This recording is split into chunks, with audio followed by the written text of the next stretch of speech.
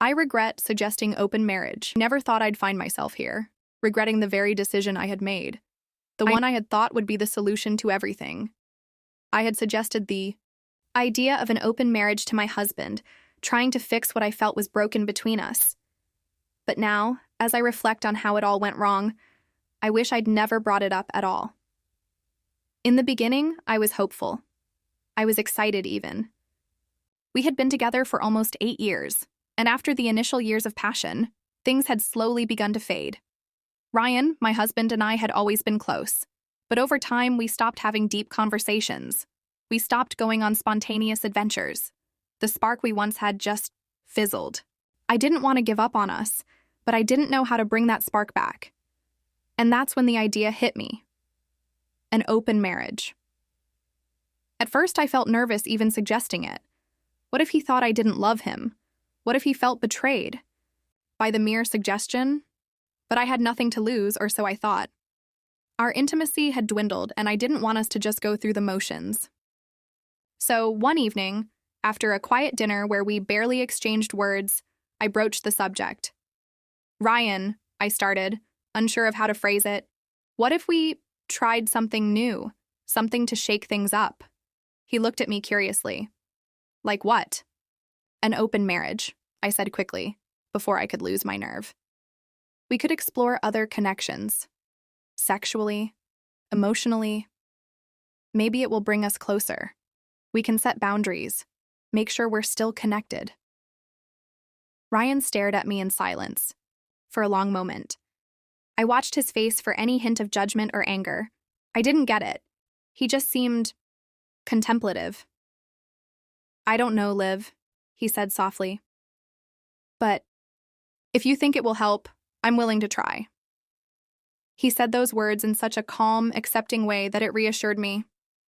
Maybe I wasn't as crazy as I had feared. Maybe this was the solution. I never imagined that the decision I thought would revive our marriage would be the one that ultimately destroyed it. Before the idea of an open marriage came into our lives, Ryan and I were what people called solid.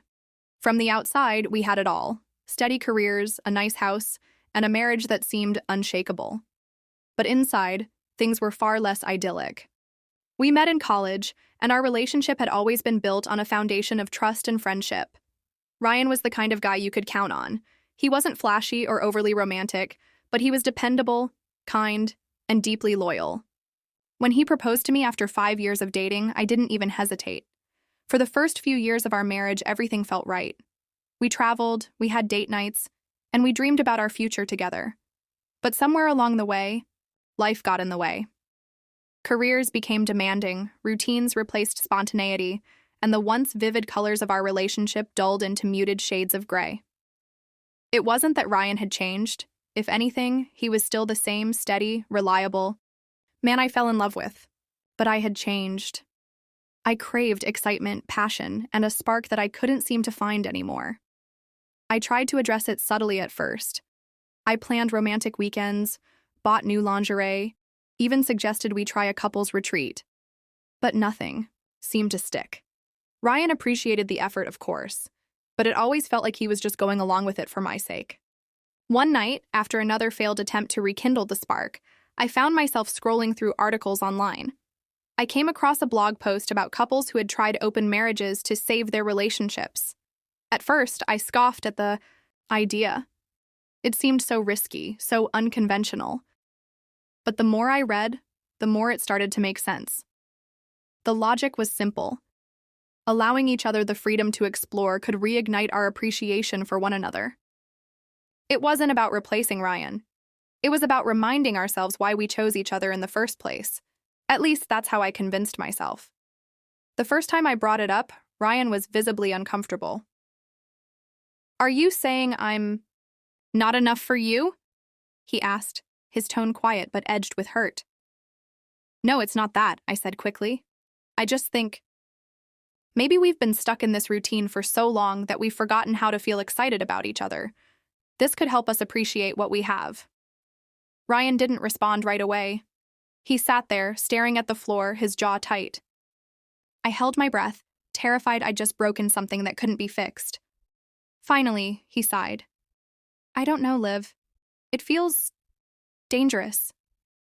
We'd set rules, I reassured him. No emotions, no lies. We'd always put us first. It's just an experiment. He looked at me for a long moment, his expression unreadable. Then he nodded, almost imperceptibly. Okay. If it's what you want, we can try it. I felt a surge of relief, mixed, with a nervous excitement.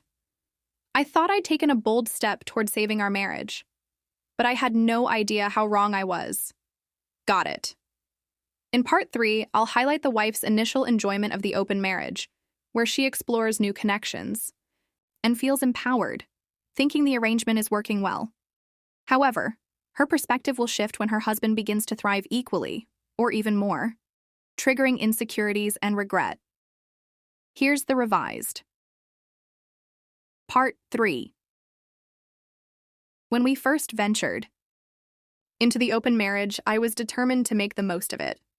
After all, it was my idea, and I wanted to prove to myself and to Ryan that this could actually work. At first, it was exhilarating. I downloaded a dating app, set up a profile, and quickly started receiving messages. Flirty banter with strangers. It was like a jolt of energy, a reminder that I was still desirable. My first date was with a man named Lucas. He was charming, attentive, and made me laugh in a way I hadn't in years. Over drinks, I felt a rush I hadn't felt in a long time. Something fresh, exciting, and new. When Lucas leaned in to kiss me at the end of the night, I didn't hesitate. I came home that evening feeling alive. Ryan asked me how it went, and I told him it was nice. He didn't press for details, and I didn't offer any. Instead, I asked, "What about you? Have you talked to anyone yet?" He shrugged. "Not really, I'm still figuring it out." I felt a mix of relief and superiority. It was working, I thought.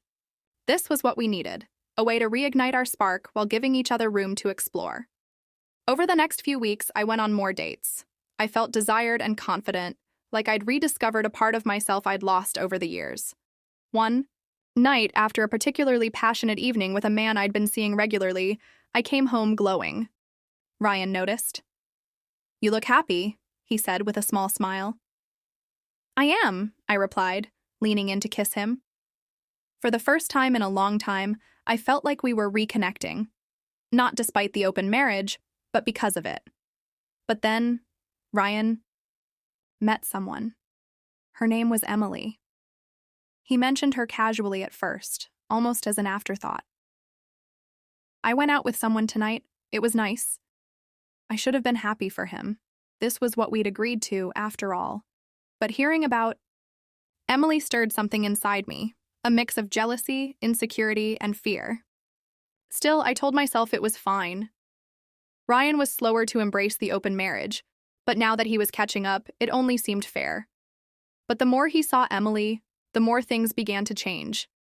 Ryan started going out more often, dressing better, and even picking up new hobbies. He seemed lighter, happier, more alive. It was like watching him transform before my eyes. One night, I asked him about Emily.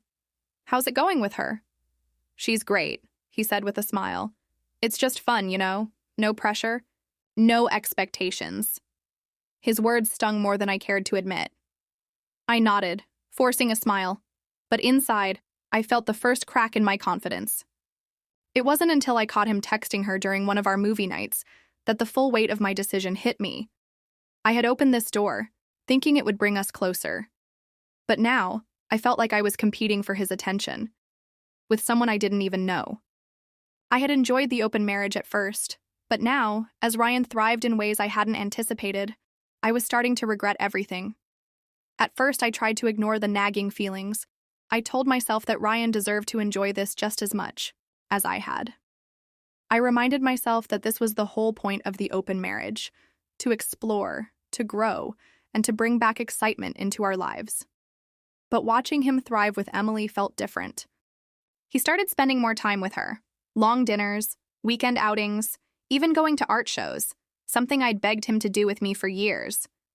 When I mentioned it, he simply said, "She invited me," and I figured, why not? I didn't have a good response. How could I, when I was the one who suggested this arrangement in the first place? But the more I saw him with her, the more the cracks in my confidence deepened. It wasn't just that he was seeing someone else, it was that he seemed happier. I started comparing myself to Emily even though I'd never met her. Was she prettier than me? Funnier? Did she understand him in ways I couldn't? I tried to push those thoughts aside, but they festered, growing louder with every passing day. Meanwhile, my own dates began to feel hollow. The thrill I'd once felt when meeting someone new had faded. I realized I wasn't looking for excitement anymore. I was looking for validation, for reassurance that I still mattered. One evening, Ryan came home late, laughing at something on his phone. He looked up at me and said, "Sorry, lost track of time. Emily and I grabbed drinks after work." I forced a smile. That's fine. But it wasn't fine. I spent that night lying awake, staring at the ceiling. This wasn't what I wanted. I had hoped the open marriage would bring us closer, but it felt like we were drifting further apart. The turning point came during one of our rare date nights. We were at a restaurant we used to love, but the conversation felt forced. I asked about his day, and he gave short, polite answers. When I asked about Emily, his face lit up in a way that made my stomach churn. "She's just so easy to talk to," he said. "We get each other, you know?" I nodded, pretending not to care. But inside, I was screaming. Later that night, I finally broke. "Ryan," I said, my voice trembling, "I don't think I can do this anymore." He looked up from his phone, confused. "Do what?" "This. The open marriage. I thought it would help us, but it's not working for me." Ryan frowned. "I thought you were fine with it." "You seemed happy at first." "I was," I admitted. "But now, it feels like I'm losing you." He stared at me for a long moment before setting his phone down. "You're not losing me, Olivia. This was your idea. I'm just enjoying it." The casual tone in his voice broke me. It wasn't anger or blame, it was indifference. And that hurt more than anything else. Ryan's indifference hung in the air, suffocating me. I wanted him to fight for us, to say something that showed he still cared about me, about us. Instead, he just stared, waiting for me to explain myself. "I don't feel like I'm enough for you anymore," I said, my voice cracking. "I thought this would bring us closer, but it's only made me feel more alone." He sighed, rubbing his temples. "Olivia, this was supposed to be something we both enjoyed. I didn't force you into this. You wanted it." "I know," I whispered.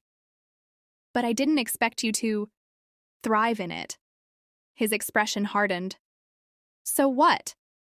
It was okay when you were having fun, but now that I am, it's a problem?"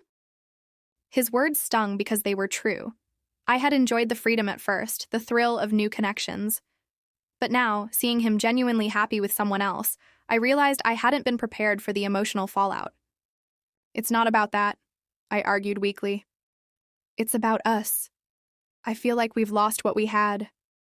"Have we?" Ryan asked, his tone sharper than I'd ever heard it. "Or did you just not expect me to find happiness outside of you?" Tears welled up in my eyes. "That's not fair."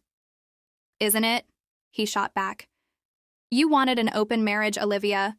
You said it would make us stronger. But now that I'm finding my footing, you're second-guessing everything."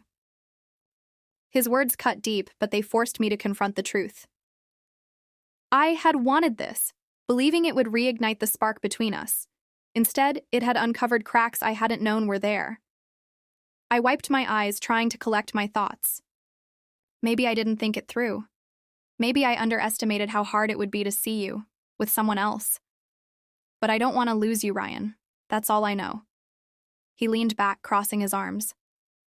"And what do you want me to do about that, Olivia? Stop seeing Emily? Pretend this never happened?" "I don't know," I admitted, my voice barely above a whisper. I miss us."